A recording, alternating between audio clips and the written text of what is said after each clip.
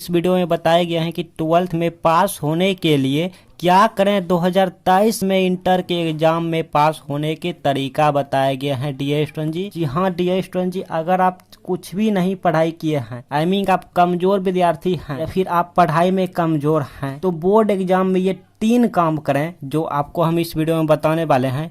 3 काम आपको हम इस वीडियो में बताने वाले हैं, ठीक है। 3 तरीका आपको हम बताने वाले हैं, एग्जामिनर कभी फेल नहीं करेगा। जी हाँ स्टूडेंट जी, टीचर खुश होकर पूरा नंबर देंगे, सच बोल रहा हूँ यार। लेकिन हाँ, ये 3 काम आपको करना होगा जो मैं आपको बताने वाला हूँ, जिससे आप फेल होने से बच जाओगे। सच बोल रहा हूँ, आप फेल कभी नहीं होंगे। लेकिन हाँ, ये 3 काम आपको करना होगा जो हम आपको बताने वाले हैं। तो चलिए जानते हैं ये 3 काम कौन सा है जो हम बारी बारी से आपको बताने वाले हैं। चलिए स्टूडेंट जी, फिर से हम देख लेते हैं इस वीडियो का टॉपिक क्या है। टॉपिक देखिए, टॉपिक है कमजोर विद्यार्थी के लिए 12th में पास होने के लिए क्या करें। 2023 के इंटर एग्जाम में पास होने का तरीका बता रहे हैं। अगर आप साइंस से हैं या आर्ट्स से हैं या फिर कॉमर्स से हैं, और हाँ अगर आप कोई भी बोर्ड से क्यों ना हैं, चाहे Bihar board, UP board, Jharkhand board, like MP board, ऐसे बहुत सारे बोर्ड हैं। जो भी आप बोर्ड से हैं सभी में ये ट्रिक काम आएंगे, सभी में ये तरीके काम आएंगे। तो आप बने रहें वीडियो पे अंत तक। चलिए देखिए, सबसे पहले हम सब्जेक्टिव क्वेश्चन की बात करेंगे। हाँ, इसी में कमजोर स्टूडेंट जी जो है ना परेशान हो जाते हैं। Subjective question I mean long question को लेके कमजोर स्टूडेंट जी परेशान हो जाते हैं। आप वीडियो पे अंत तक बने रहिए, हम बारी बारी सबको सब कुछ बताएंगे। मान लीजिए आपके पास कोई सब्जेक्टिव क्वेश्चन है, आई मीन कोई लॉन्ग क्वेश्चन है, ठीक है। ये क्वेश्चन आपके सामने हम लिए हैं, एग्जाम्पल के तौर पर लिए हैं। आपके सामने ऐसा ही क्वेश्चन नहीं, जो भी क्वेश्चन रहा है आपके सामने, मान लीजिए हम ये क्वेश्चन लिए हैं, प्रकाश के वर्ण विक्षेपण को समझाएं, ठीक है। और सपोज करते हैं ये क्वेश्चन कितने अंक का है भाई, ये क्वेश्चन 5 अंक का है और ये क्वेश्चन हम नहीं जानते हैं। अब क्या करें, होते हैं ना स्टूडेंट जी। मान लीजिए कमजोर स्टूडेंट जी की हम यहाँ पे बात कर रहे हैं। कमजोर स्टूडेंट जी के लिए मान लीजिए आपके एग्जाम में कोई भी सब्जेक्टिव क्वेश्चन आ गया हो, 5 अंक के हैं और आप इसका आंसर नहीं जानते हैं, तो इस सिचुएशन में क्या करेंगे। अच्छा, मान लेते हैं आपको इस क्वेश्चन का आंसर थोड़ा सा याद है, मतलब थोड़े से याद है, लेकिन 5 अंक लायक याद नहीं है। तो आपको जितना भी याद है आप उतना लिख दें। मान लीजिए 3 लाइन, आई मीन 3 वाक्य में आप 3 लाइन जैसे होते हैं ना, इतना कॉपी में इस तरह होते हैं ना हमारे सामने, इस तरह से मान लीजिए आप ये लाइन भर दिए, ये लाइन भर दिए, तीसरा लाइन में फंस गया। अब क्या करें भाई, तो इस सिचुएशन में आप इससे रिलेट जो भी आपको याद है, आई मीन वो शब्द मिलता होना चाहिए। जैसे प्रकाश और वर्ण विक्षेपण, तो इसी से मिलता होना चाहिए। अब चाहे वो 8 क्लास का आपको याद हो या फिर 9 या फिर 10th या 11 या कुछ भी, या फिर उससे भी याद ना हो, तो कुछ भी याद हो, इसी से मतलब मिलता जुलता होना चाहिए, वो आप भर सकते हैं। अच्छा, अब बात कर लेते हैं जो इसका आंसर जानता ही नहीं हो, मतलब ये 5 अंक का है, परीक्षा में पूछ दिया है और आपके सामने जो भी क्वेश्चन रहेंगे और उस क्वेश्चन को आप छोड़ने वाले हो, मतलब आप चाह कर भी कुछ आंसर नहीं लिख पा रहे हैं आंसर में, तब इस सिचुएशन में क्या करें, तो आपको छोड़ना नहीं है क्वेश्चन। जी हाँ डियर स्टूडेंट जी, आपको इसी से रिलेट चाहे जो भी कुछ तो याद होगा ही भाई, ठीक है। प्रकाश और वर्ण विक्षेपण मान लो यहाँ पर हैं, तो प्रकाश वर्ण विक्षेपण को समझाना है, तो इसके बारे में कुछ तो याद होगा, गलत सही कुछ भी याद होगा, तो आप उसको भर दें। जो मन तो आप बीच में दे सकते हैं, लेकिन हाँ आप जो भी थोड़ा सा जानते हैं तो उसको 1 लाइन 2 लाइन में लिख दें, बाकी तीसरा चौथा लाइन में आप कुछ भी अपने मन से आमली भर सकते हैं।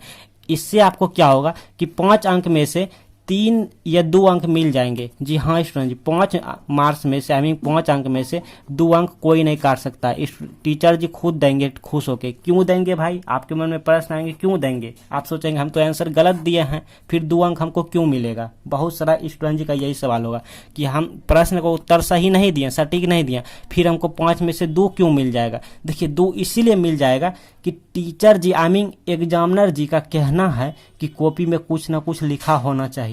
जी हाँ स्टूडेंट जी, ये हम सच बोल रहे हैं। एग्जामिनर जी खुद चाहता है कि स्टूडेंट कॉपी में कुछ ना कुछ लिखे, चाहे वो गलती ही क्यों ना लिखे, जिससे हमको नंबर देने में आसान हो। जी हाँ student, teacher ji I mean examiner ji खुद चाहता है कि हम स्टूडेंट को नंबर दें।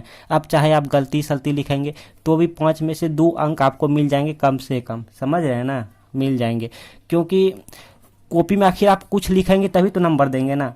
क्योंकि teacher ji I mean examiner का, फिर से हम रिपीट कर रहे हैं, एग्जामिनर का कहना है साफ साफ कि बच्चे का कॉपी में कुछ ना कुछ लिखा होना चाहिए, अब चाहे गलती ही क्यों ना हो। अब इसका मतलब ये नहीं कि भाई आप गाना सना लिख दें वगैरह वगैरह, ये सब नहीं, ठीक है। पढ़ाई से मिलता जुलता ही होना चाहिए। पढ़ाई से मिलता जुलता अगर आप कुछ भी लिख देंगे ना, चाहे कविता हो या फिर कुछ भी लिख देंगे, तो आपको 5 में से 2 अंक 1 अंक जरूर मिल जाएंगे।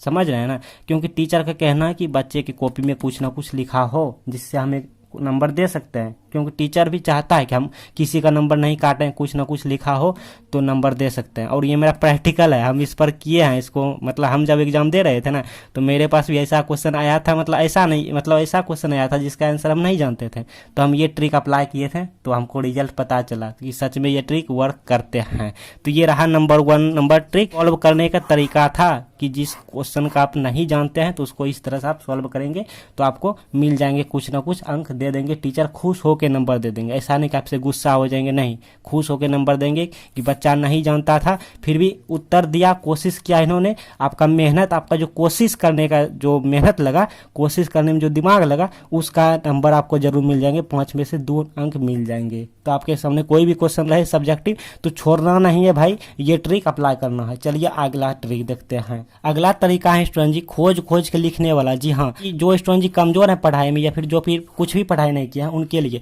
खोज खोज के लिखने वाला। अब ये क्या होता है भाई, अब ये क्या होता है, चलिए अच्छे समझ लेते हैं। देखिए ये 12th क्लास की ये 12th बोर्ड की क्वेश्चन है, ठीक है, सेकंड सीटिंग वाला है, इसलिए इसका कलर पीला है, येलो है।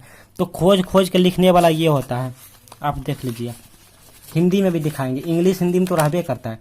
खोज खोज के लिखने वाला ये तो मिलान चिन्ह है, खोज खोज के लिखने वाला यहाँ शुरू हुआ है। देखिए आपको अच्छे से दिख रहे होंगे, ध्यान से देखिए, 4 अंक का क्वेश्चन है, मतलब 4 नंबर का है, ठीक है, 4 मार्क्स का है।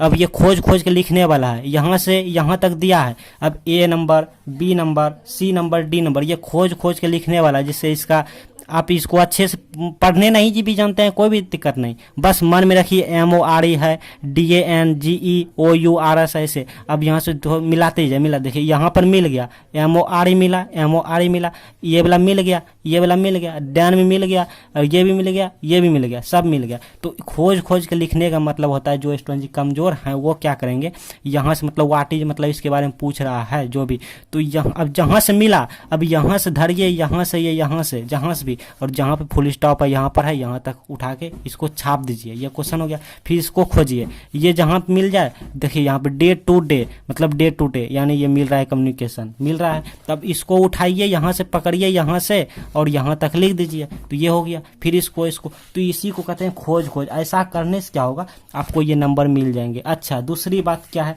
अब ये हिंदी की बात कर लेते हैं, ठीक है। दूसरी बात ये भी रहता है, ये संक्षेपण, इसमें भी खोज खोज वाला लिखने वाला है। जैसे देखिए ये है ना संक्षेपण, मतलब एक का संक्षेप करें, एगो अथवा में होगा, ठीक है, इस तरह 4 नंबर का रहता है। तो अब इसमें तो संक्षेपण मतलब इसका शॉर्ट नहीं कर पाएगा स्टूडेंट जी, कमजोर स्टूडेंट की बात करें तो, ठीक है। तो वो क्या करेंगे, यहाँ से लेके यहाँ तक धर के छाप दें। इससे क्या होगा कि 4 में से 2 नंबर आपको टीचर जरूर मिल जाएंगे, क्योंकि टीचर खुद चाहता है कि बच्चे की कॉपी में कुछ ना कुछ लिखा हो, समझ रहे हैं ना। तो ये था हमारा दूसरा टिप्स, दूसरा तरीका खोज खोज के लिखने वाला। चलिए अगला देखते हैं। अगला टिप्स है कि ज्यादा काट पीट ना करें। जी हाँ स्टूडेंट जी, आंसर जब आप लिखते हैं कोई भी क्वेश्चन का, तो उसमें अगर कोई गलती भी हो गया, ध्यान से सुनिए हम क्या बोल रहे हैं। मान लीजिए कोई क्वेश्चन का आप आंसर लिख रहे हैं, कोई वर्ड गलती भी हो गया तो आप उसको हल्का से ऐसे कर सकते हैं, ये नहीं भी कर सकते, मतलब भीड़ भाड़ में उतना कौन देखने जाता है। मान लीजिए हमको 500 वर्ड में आंसर दिया है और 200 या 300 वर्ड में जाके कोई शब्द गलती हो गया, तो उसको काटेंगे कहीं, रहने देंगे, टीचर नहीं ढूंढ पाएगा।